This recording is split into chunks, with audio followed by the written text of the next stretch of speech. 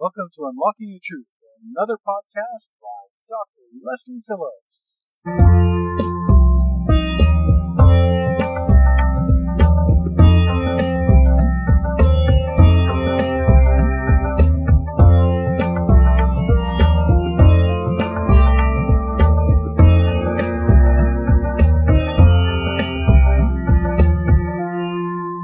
Welcome to Unlocking Your Truth with Dr. Lesley, and Corey's here too. And it was snowing today, so I guess the computer thought we weren't going to show up.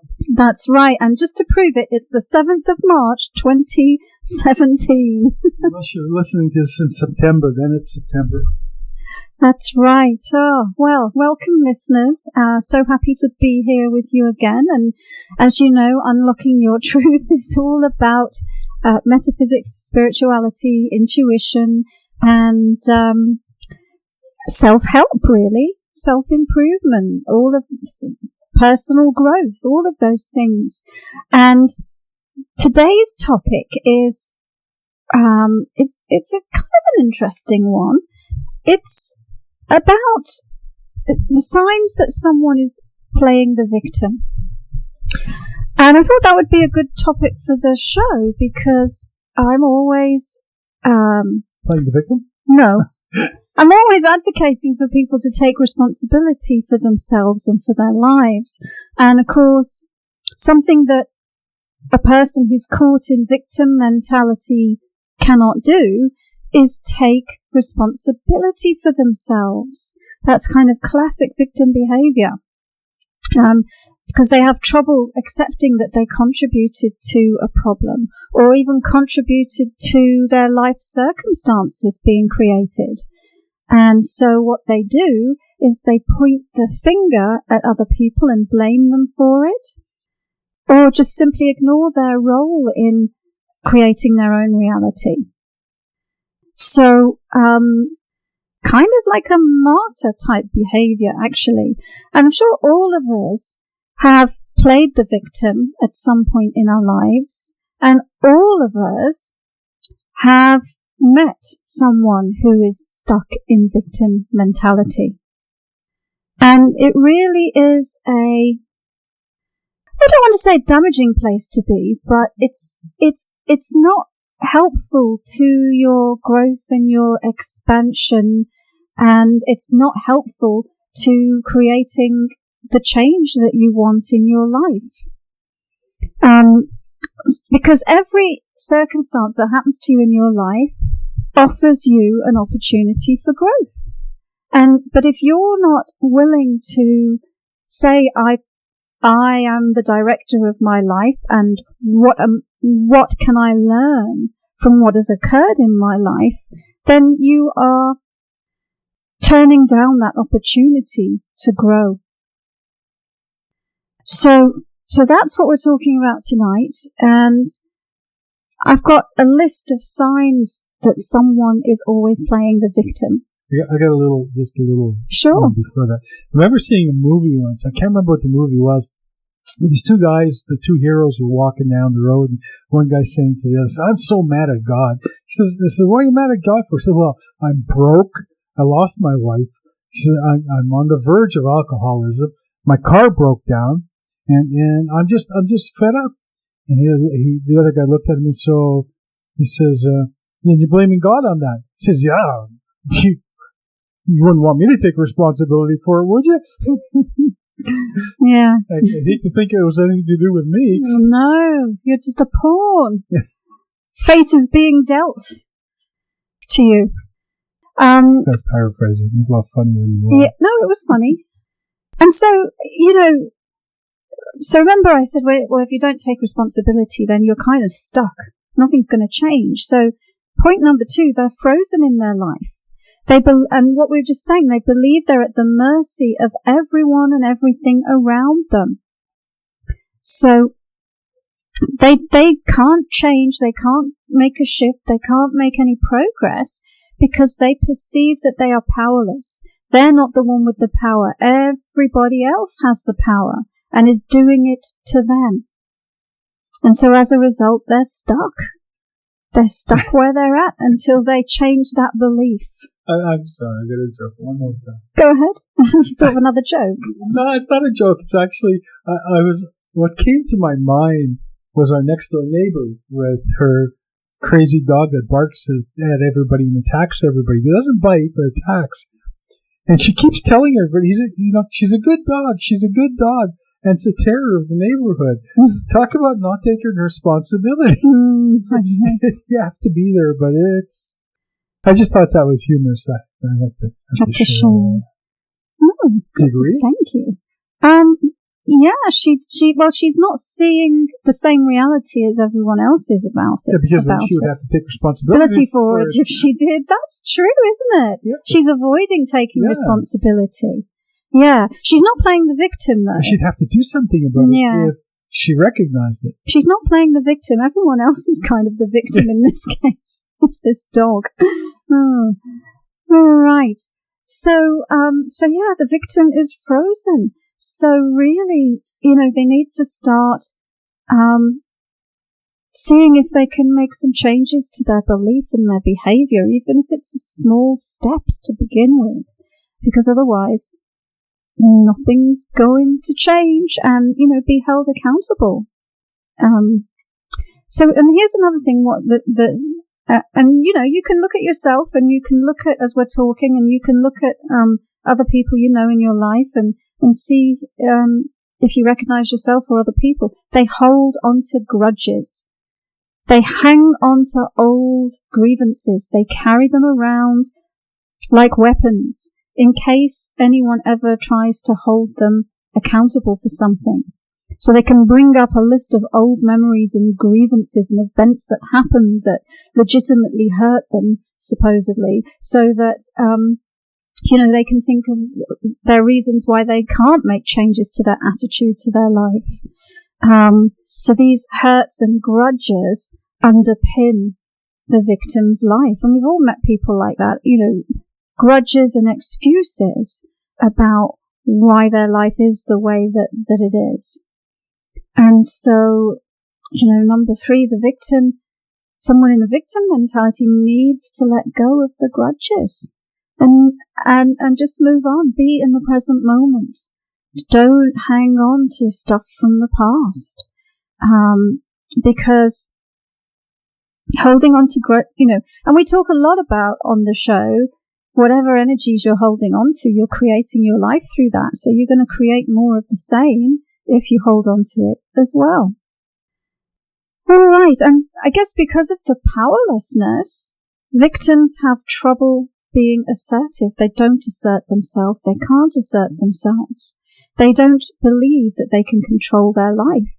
They don't believe that they can control anything. They believe that they are really at the whim of fate. So, they struggle to state what they need, what they desire, what they deserve. They might even not appreciate that they have any needs at all. They might just feel that, they're just constantly being battered by life. And of course, someone in the victim mentality, their life is going to be kind of circular, repeating patterns that go round and round and round of powerlessness and submissiveness and passivity and low self-esteem and not much happening in the personal growth and personal development of this person's life. And so, and a lot of the time, because of this feeling of powerlessness and because of the holding on to grudges and being stuck in the past, someone in victim mentality can have a tendency to suffer from depression and end up on medication as a result of that. And so another problem or challenge that someone stuck in victimhood has is not knowing how to assert themselves.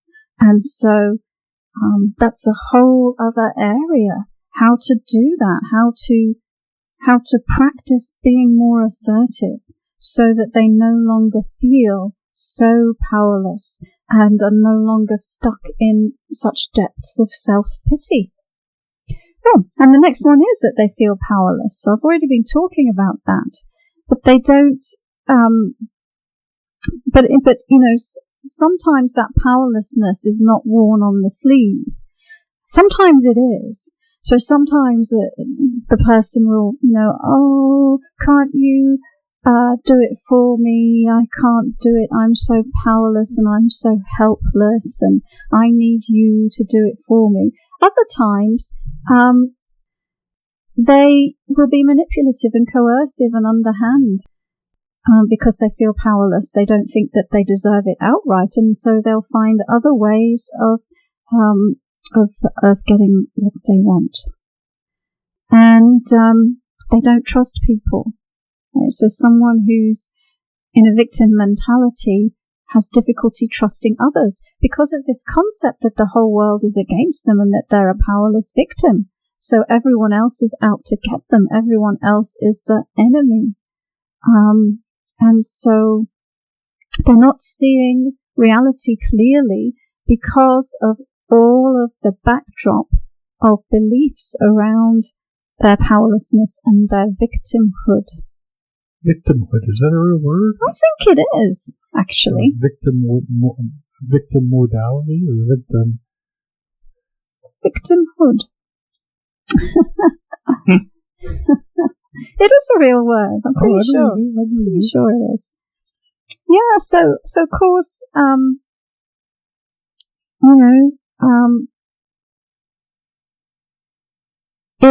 if you know someone who is caught in a victim mentality and they're being manipulative or coercive or underhand, then don't play the game with them. Don't allow yourself to be manipulated by them. And if you're dealing with someone who can't trust people, then really, if you want to help them, it's helping them reframe their perception of reality. Because, is it really true that all people are untrustworthy? Probably not. There are trustworthy people in the world. There are people who want the best for you. The other thing is that sometimes someone who's caught in the victim mentality has no sense of limits. They don't know when to say enough is enough. They have no boundaries. They have very little boundaries. So this I have, because really to assert boundaries is to assert some level of power. It's to set a line in the sand and say, you can't go beyond this line, or I won't go beyond this line. At least a recognition of your fears and to recognize that you are in fear. Because people recognize they're in fear, but they don't want to do anything about it. Right. Scary. Sometimes fear can make you frightened. Well, fear freezes you. I mean, a lot of people are in fear and they deny that they are. They don't even recognize that they are. So you're right. Awareness is the first step.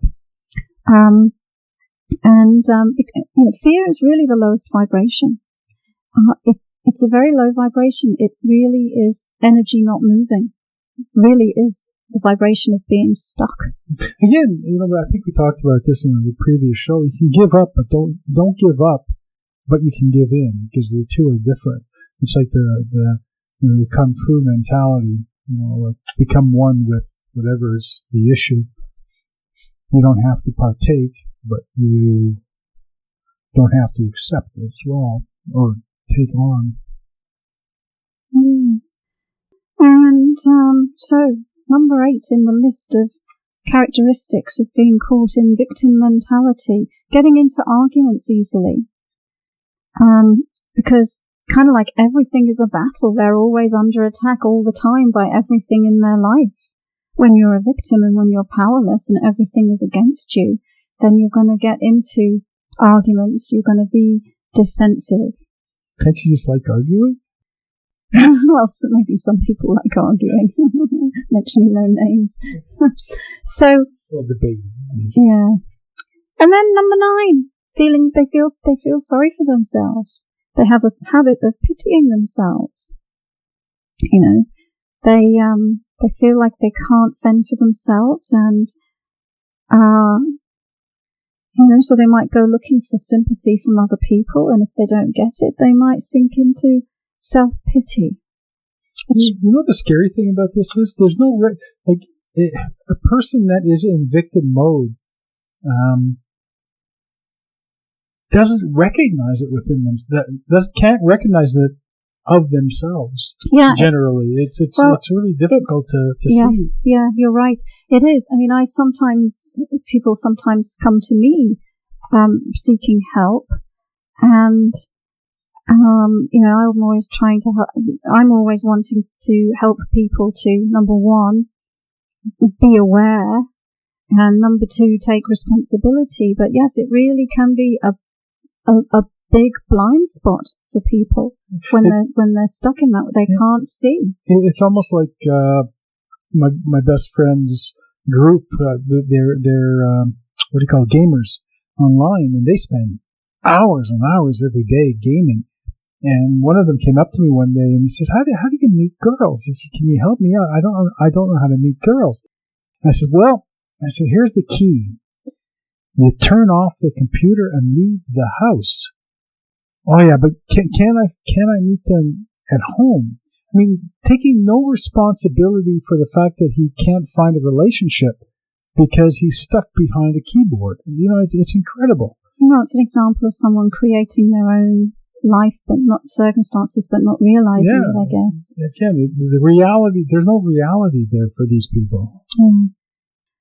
And the other thing that they might do is compare themselves to others in a negative way. Feel like that they're always lacking. They always have less than everybody else. And they see life as always lacking.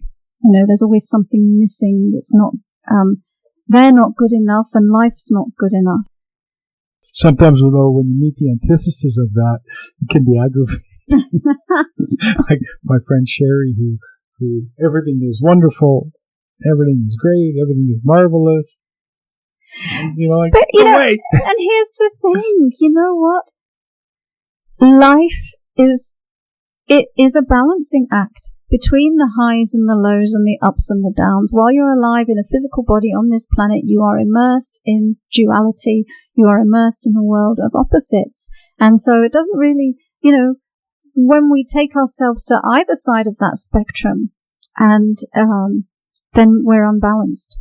Well, yeah, life is like that roller coaster ride. You have the ups and you have the downs, but you still go for the roller coaster ride because it's so much fun. Mm-hmm. Just enjoy whatever part of it comes along in one way.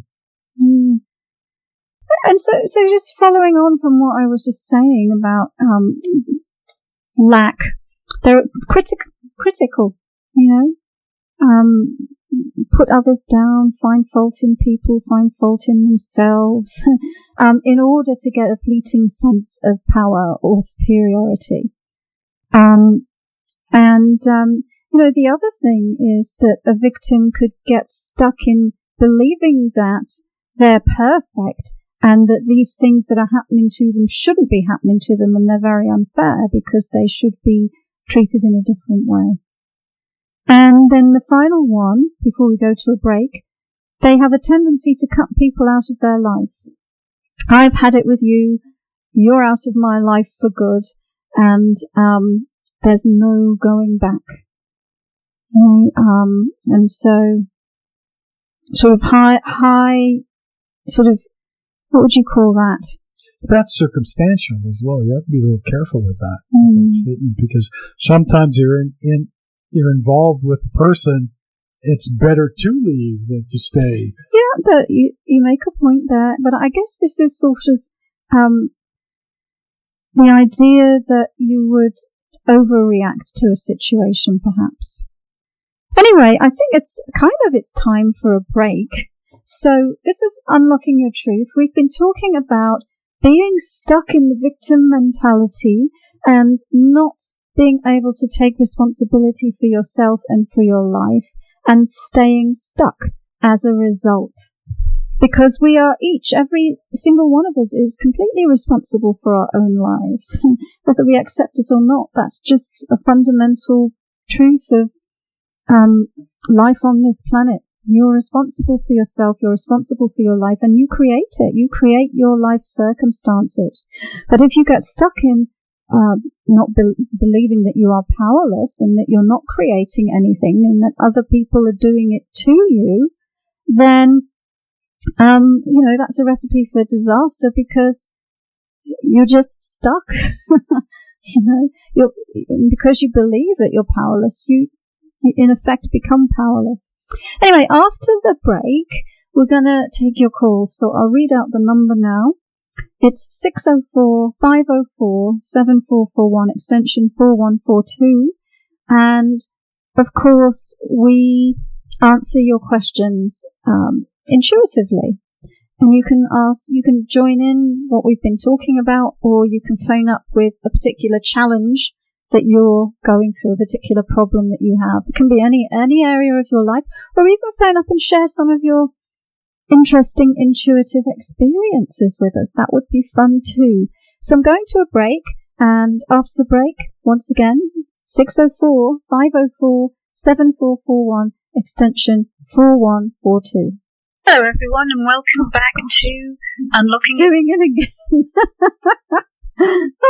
All right, everybody. I am going to try and get rid of these funny pre-episodes and put you through to the break. Let's see if we can do it.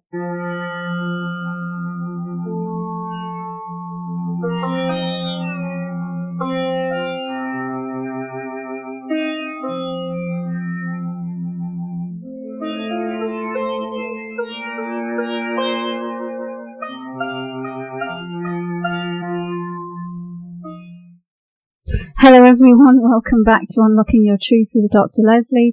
My name's Dr. Lesley Phillips, I'm your host, and we're in that part of the show where we answer your questions. Before we get on to that though, I would just like to mention to the listeners that we've been doing a lot of work on the podcasts for the show. And so now you can access the podcasts not only on drlesleyphillips.com, but you can get to them on YouTube, on iTunes, on Stitcher, on so many places. And so if you enjoy this show and you want to be able to go back over some of the past episodes, then I encourage you to subscribe to our YouTube channel or visit the website drlesleyphillips.com. Or if you have your iPhone and you like to listen to it that way, then you can find it on pretty much all of the podcast players now. So, having said that, Corey, do we have a question? Yes, we do. I'm going to paraphrase the question we got from that. Well, it's not a question. That was actually a comment on one of the podcasts. And it is from Irma. I told her I'd use a different name, so it's from Irma. And Irma said, thank you very much for your podcast about hearing voices. You're not crazy just because you're hearing voices, because she's heard voices. And she's actually gone to a doctor, and they gave her medication, and she was channeling as well. She was doing some channeling, the mediumship, and so she just wanted to stop hearing the voices.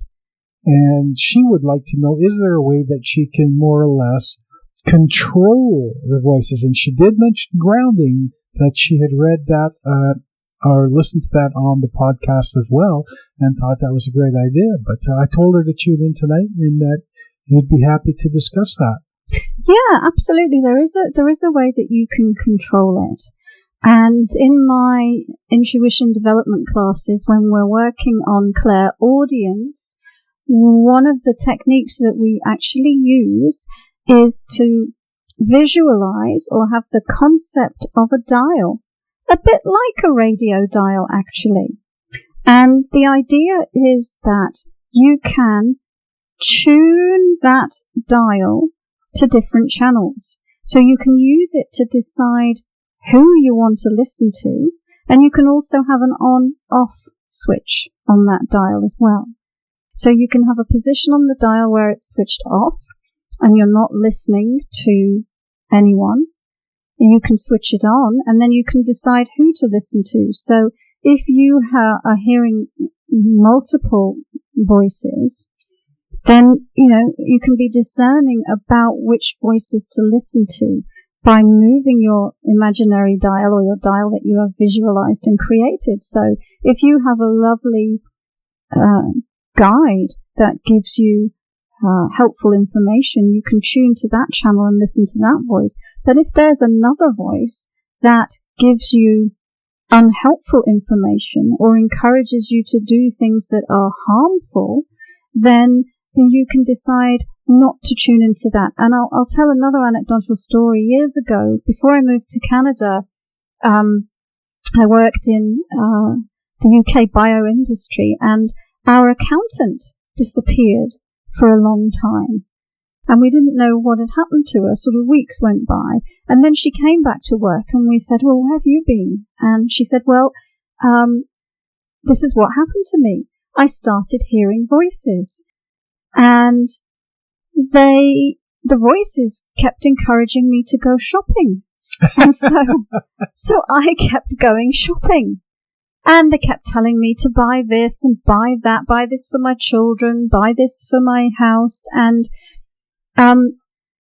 they encouraged her to the degree that she overdrew quite significantly all of the family's accounts. And because she was an accountant, the husband didn't really check the accounts because she was the one who was an expert in it. And so he eventually found out and said, what the heck has been going on? And she said, well, the voices have been telling me to go shopping.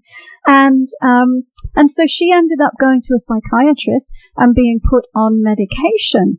But of course, if she'd had somebody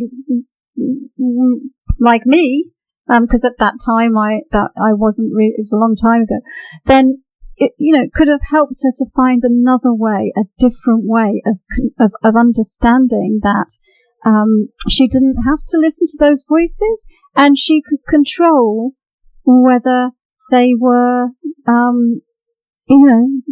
being allowed to play to her.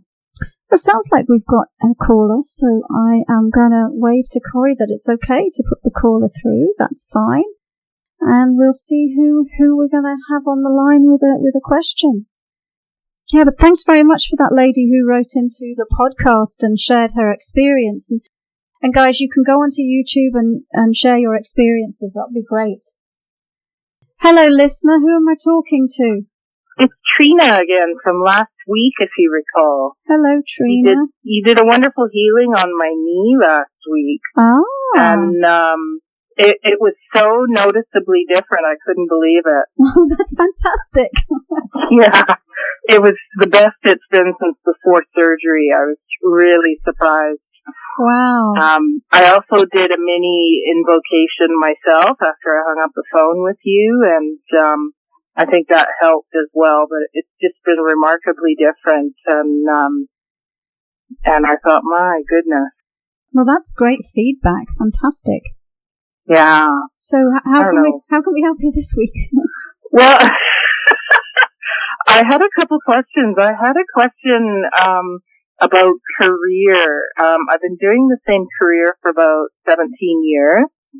And I'm looking for a change, and I was wondering if you saw anything that would be of use, and also just a general body healing. I'm a bit under the weather, and just not feeling 100% right now. All right.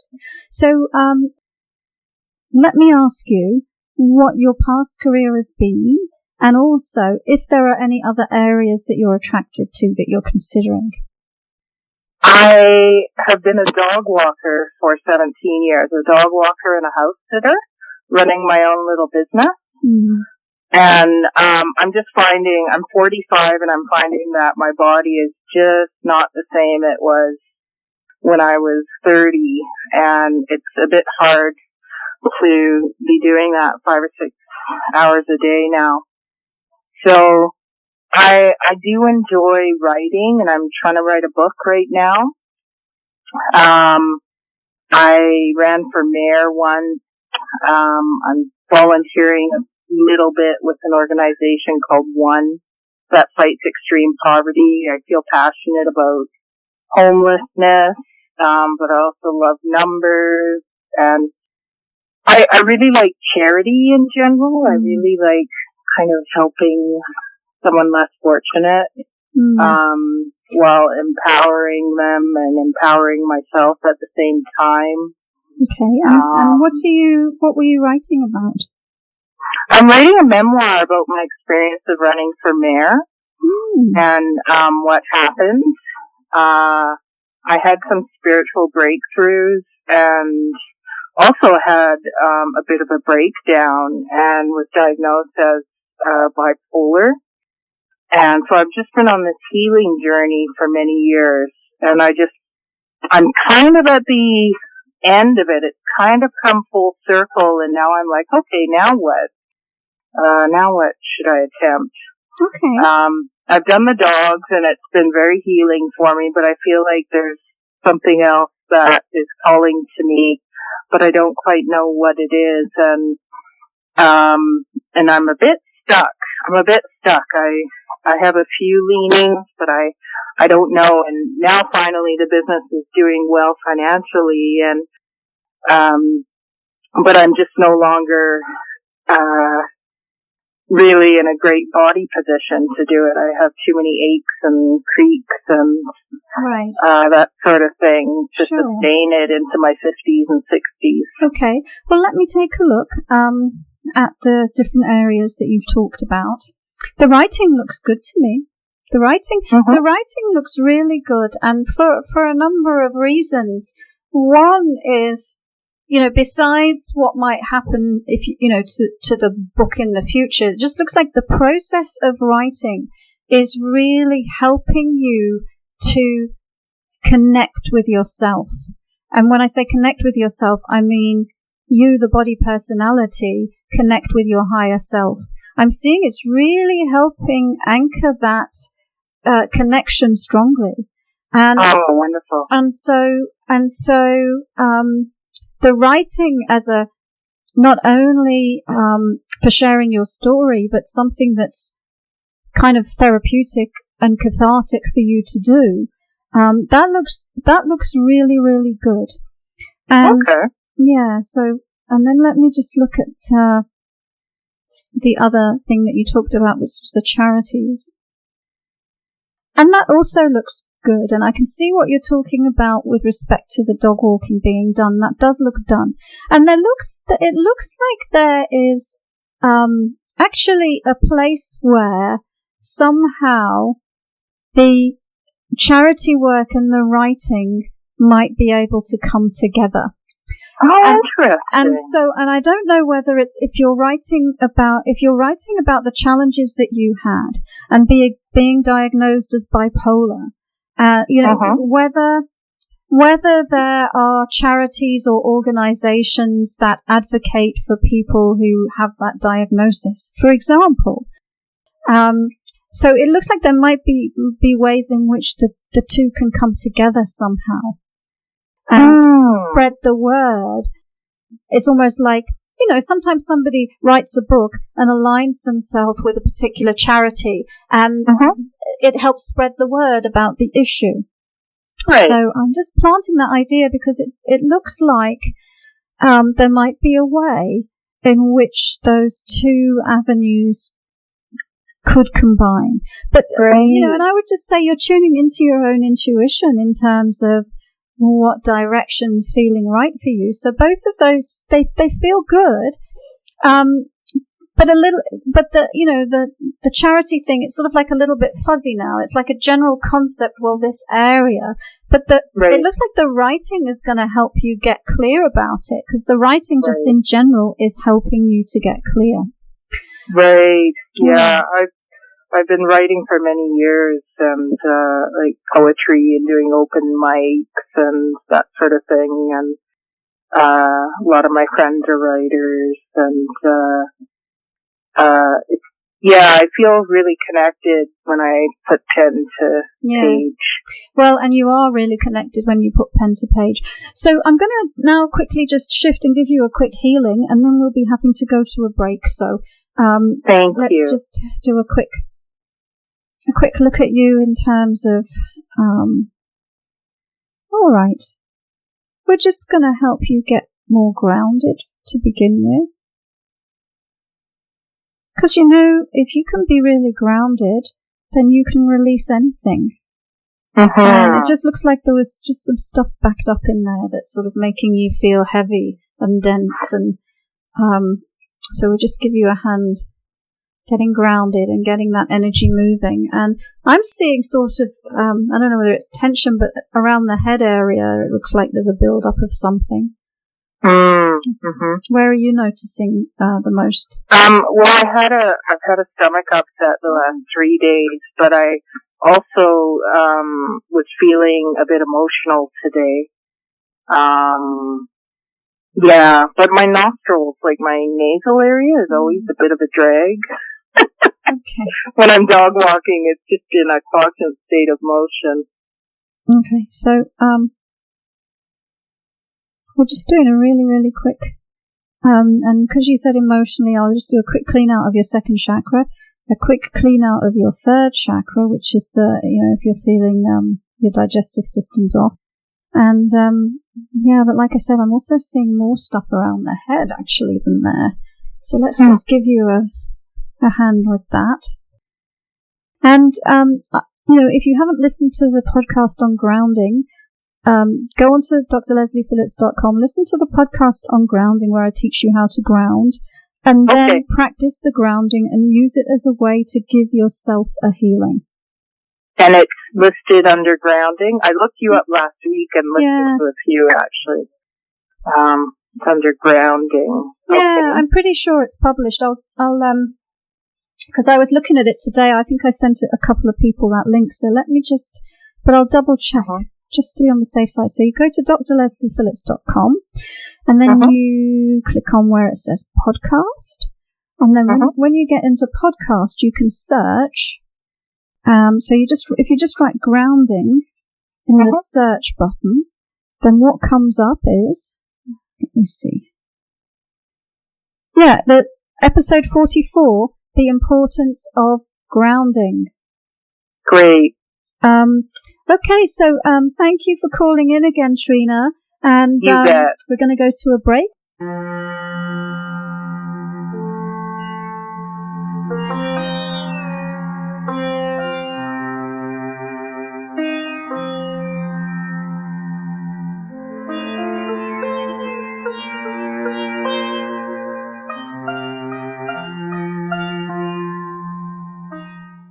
Hello everybody, welcome to Unlocking Your Truth with Dr. Lesley. My name is Dr. Lesley and I'm your host, and we're in the last section of the show where we're taking your calls. So phone us up on 604-504-7441, extension 4142, and we would love to help you with your life challenges, answer your questions, or listen to your stories that you would like to share with us about your life and your life experiences.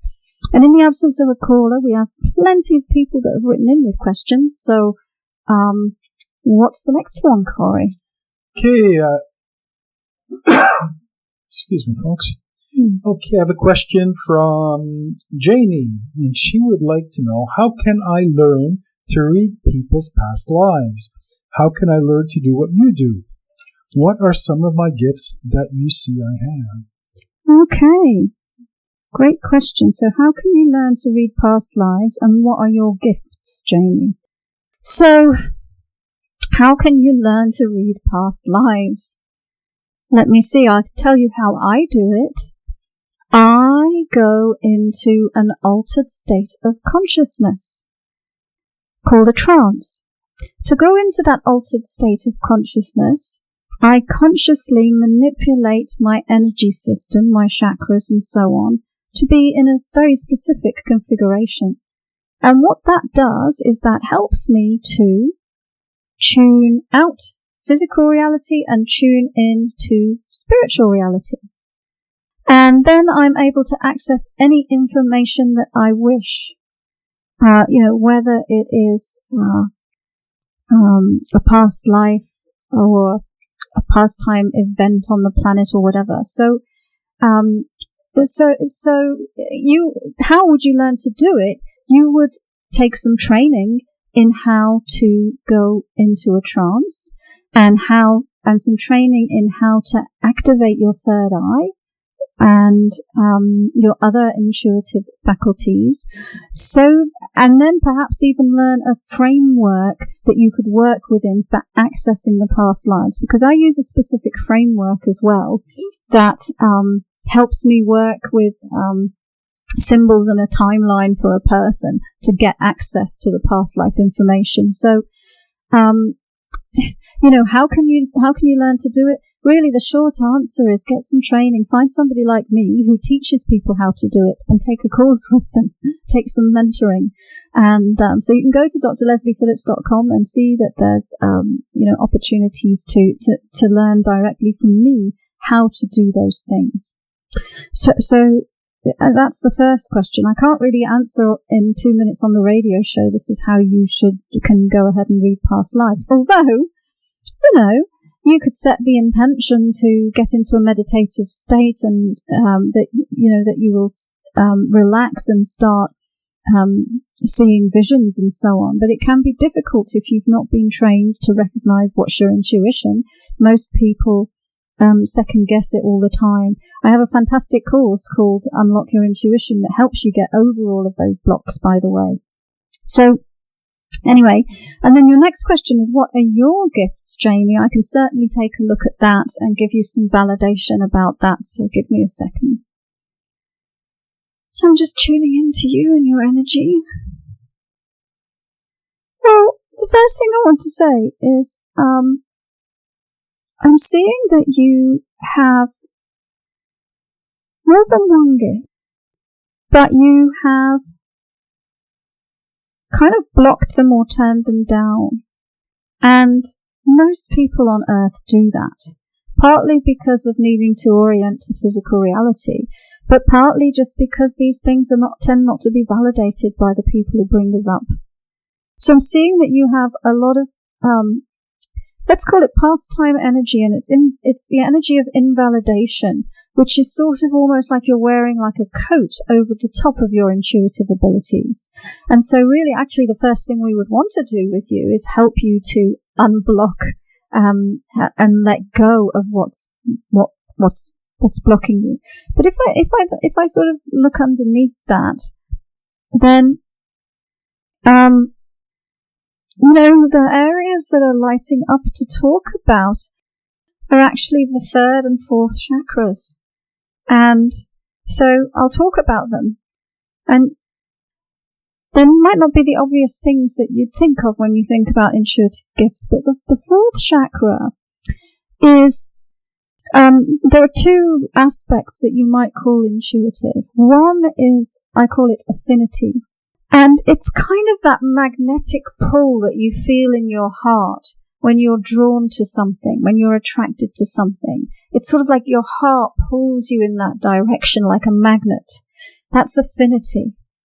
And I'm seeing that you have kind of like a really well-developed sense of affinity, a really well-developed heart chakra. And the other aspect of it is called oneness. And that's the interconnectedness of all things.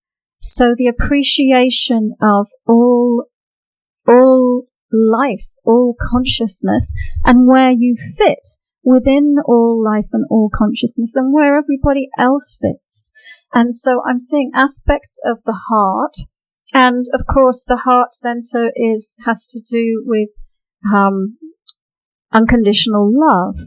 And so on. So the first thing that's coming up is to talk about your heart chakra, and about that being a way for you to radiate love, raise your own vibration, and invite others around you to raise their vibration too. So I'm seeing the heart center is a big one for you, with its own innate sense of intuition, which I talked about, and But also the third chakra came up. So let me take a look at why the third chakra is coming up.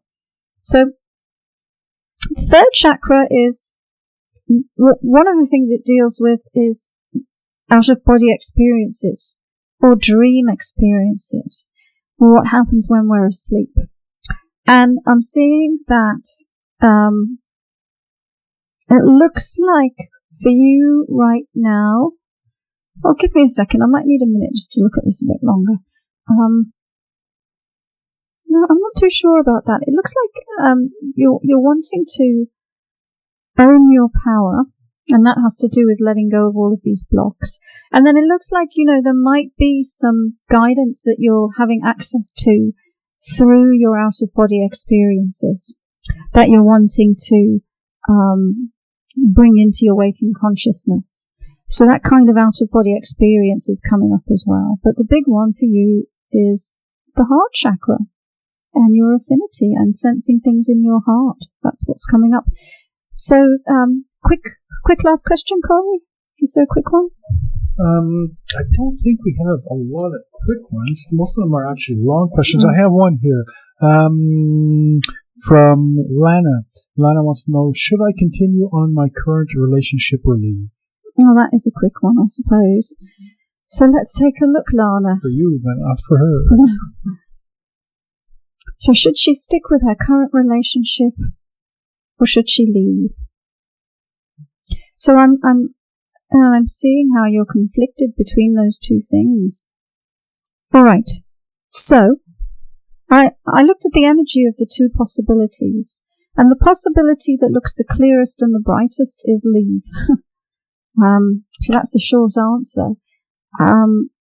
And it looks like your partner's energy is affecting you, and that it's preventing you having clarity about yourself. It's pulling your vibration down. It's making you feel muddled, and it doesn't look like if you stay that it's particularly easy to make a shift in that. So to me, leaving looks brighter, and it, like Corey said, it looks like it might take you a little bit of time to get to the place where you leave, though. But it looks like that's the most likely scenario, is that that's where you're headed with this. It looks like as spirit that, in a way, you've kind of decided it, but you're just not yet there in the physical body. Anyway, we have to finish up and say, this has been Unlocking Your Truth with Dr. Lesley and with Corey, and we are making way for Johnny K. Tutor Johnny K. On the vinyl spinner lives on, and Nurse Katie seems to be absent again. Yes, this week. Yes. He's all on his own. Yeah, he's all on his own. Well, listen anyway, he's doing a disco dance out there. He can't wait. Much more fun when Nurse Katie's here, but he's okay on his own. Yeah. All right, so see you next week, folks. Thank you for joining us. You've been listening to another Unlocking Your Truth podcast by Dr. Lesley Phillips. For more information, go to our website at drlesleyphillips.com. That's drlesleyphillips.com, where you can ask questions or send her an email, and there's many free gifts on there for you as well. Come back again.